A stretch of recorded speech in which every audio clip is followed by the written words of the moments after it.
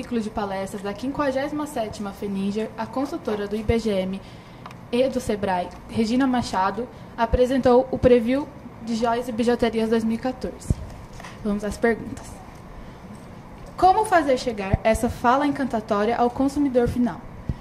Pois é, a gente estava bem, é um prazer estar aqui, né, no primeiro dia dessa feira, que já é um encanto, e inaugurando mais um canal, né, de comunicação.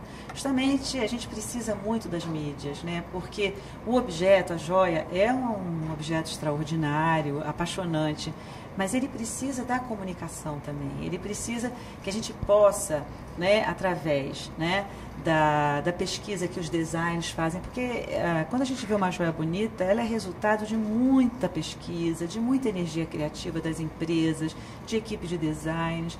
Então, esse tudo, quando se cria uma coleção, que se cria um conceito, que se constrói linhas de produtos, isso tudo deve ser levado até os vendedores que vão lidar com os consumidores finais, né? Se essa fala encantatória, se ela é interrompida, né, se a peça é comprada pensando somente no valor comercial dela, se esse entendimento de toda essa história, ou como diz o Manuel hoje, disse na palestra, esse romance apaixonante, a gente perde muito, a gente perde todo o capital cultural e imagético, imaterial, né, que tem ali naquela peça, e fica restrito à quantidade de material precioso. Como fazer? Vai depender de cada lojista, cada joalheiro, né? Eu acho que quando ele compra a peça, ele tem que comprar também a ideia, né? Ele tem que investir. A gente, às vezes, gosta ou se habitua a reclamar do contexto econômico, daquele período, mas a gente tem que ver também da loja para dentro, né? Eu acho que o industrial tem que ver seus problemas da indústria, da fábrica para dentro, e os lojistas também investirem da fala para dentro, investir em comunicação. Por que a cartela de cores mereceu uma atenção especial? Porque, primeiramente, porque a moda, ela tem uma didática muito eficaz, né? As pessoas entendem muito rapidamente as ideias e os novos conceitos da moda. E a moda tem trabalhado, né, de forma contínua com a ideia de cartela de cor. Então as pessoas têm sempre essa expectativa de qual a cor que vai usar em 2014. E, na realidade, a moda atual, ela mais inclui temas e cores do que exclui, mas ela rearruma algumas cores dentro de um sentido, né, que toca mais diretamente às sensibilidades naquele momento. Então, nós percebemos isso, e esse ano nós viemos então com uma cartela que vai dos brancos transparentes, dos quartzos, dos dourados, do ouro, do citrino, até os azuis bem celestiais, do topázio azul, que seria justamente uma cartela que se chama Todas as Cores desse Céu. Então ela faz esse percurso solar, depois ela entra no lunar, numa trajetória lunar, com aquela mistura emocionante de lilazes quando vem chegando a noite, né? E aí a gente vem então com as ametistas, já chegamos mais com as safiras, já vem chegando a noite, e a gente termina no noir, que é realmente uma referência de moda que não sai de moda nunca, o negro. E esse clima no ar, ele é além do negro, ele tem um ambiente nostálgico e neopunk que funciona muito bem na moda, é cult, né? E uma outra grande cartela que é do rosé ao tinto, que fala um pouco essa linguagem desse imaginário prazeroso e hedonista do vinho, né? do prosecco, das celebrações, sobretudo nossa época que se habituou a celebrar o dia a dia, né? As experiências cotidianas.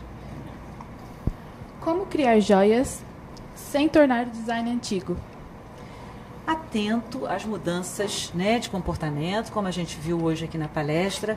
As joias, elas são uma mídia mais antiga que a escrita. Elas estão sempre intermediando as paixões, os medos, os desejos dos homens, né?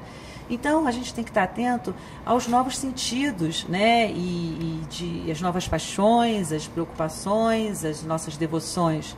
Então, a gente vê um momento desse, a gente, claro, que a gente está vivendo hoje, a gente vai ver um repertório de divino maravilhoso, porque a gente está tendo experiências, né, com a religiosidade cada vez mais refinadas, né? Então, o design de joia brasileiro, ele associa a beleza à fé, ao poder da fé. Então, as pessoas não têm vergonha nenhuma de botar suas devoções, né, usar suas devoções nos materiais preciosos. E a gente vê também que a gente pode... a gente precisa entender que alguns materiais estão cada vez mais valorizados, como, por exemplo, o ouro. Então, o ouro hoje, ele não deve ser usado se ele não for realmente importante e necessário. Quer dizer, uma joia hoje que, por um acaso, esteja assim, usando o ouro além do que seja necessário, do ponto de vista estrutural e de conceito mesmo, ela pode ser considerada uma joia velha, né? Quer dizer, você vê como é que a joia contemporânea, a questão da economia também se reflete, né, no uso das materiais. As gemas coradas hoje, elas são importantíssimas porque elas criam impacto visual, né? E você não precisa usar tanto ouro e elas ficam muito mais acessíveis e contemporâneas. Você falou que alguns fabricantes internacionais estão deprimidos, sem donos. Por que os brasileiros não? O que acontece é que o setor, o setor internacional vive uma crise, que é decorrente de uma crise maior nas economias, e essas economias sedimentadas, né, na sua hegemonia durante tanto tempo, elas não estão habituadas a lidar com crise, né? Então existe assim uma atitude assim meio que deprimida, porque como poderia, né, lidar com uma situação que não tem uma flexibilidade, acho que criativa para lidar com isso. E ao contrário, o brasileiro tem um tônus criativo de criar soluções para problemas. Faz parte do DNA da nossa nacionalidade. Né? A gente inventa soluções. Então, de certa forma, a crise sempre funcionou como desafios criativos, né? E acho também que, porque nós somos uma escola de joalheria jovem, nós temos muitas ideias ainda a trazer para o mundo, né? Nós temos muitos temas que não foram ainda trabalhados à exaustão.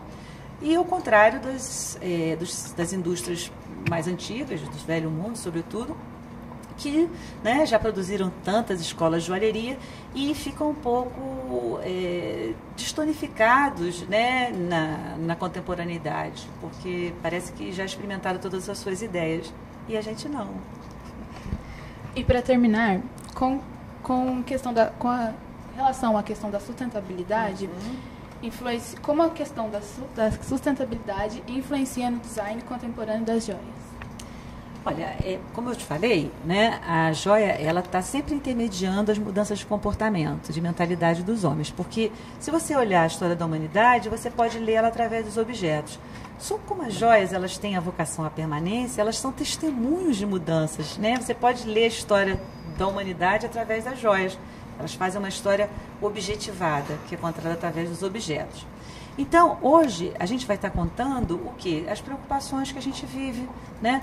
Sobretudo com relação à natureza. A gente está exercitando uma compreensão do valor do que é natural, né? Então, claro que justamente por causa disso, a joia, né, ela quando usa uma gema, uma brasileira, ou quando usa um metal, ela não está desperdiçando. A joia, uma oficina de ourivesaria, ela não tem desperdício nenhum. Né? Nenhum material que foi tirado da natureza vai ser desperdiçado nesse processo, nem vai virar lixo, porque a joia nunca vira lixo, né? É o único luxo que não vira lixo. Então a gente vai ver como que cada vez mais o design, né, em sintonia com com as novas mentalidades e tomadas de consciência, vai estar valorizando o uso do material natural, né, em toda a sua diversidade, e não só diamante, rubi e esmeralda, né? Também todos os quartos e gemas incríveis, e também vai estar justamente dentro das empresas. Nós temos várias experiências de indústrias que estão com todas as preocupações com relação ao meio ambiente, tratando todo o seu material, entendeu? Tratando a água. No caso, a gente tem uma experiência da Ícaro lá no sul, em Guaporé, encantadora, onde foi feito todo um trabalho com relação aos resíduos. E a joalheria está, né, se adequando, né, às novas preocupações ambientais também. Muito obrigada, Regina. Um prazer, espero que essa seja a primeira de uma série, né? Que a gente Com possa certeza. se encontrar muitas vezes. Muito obrigada.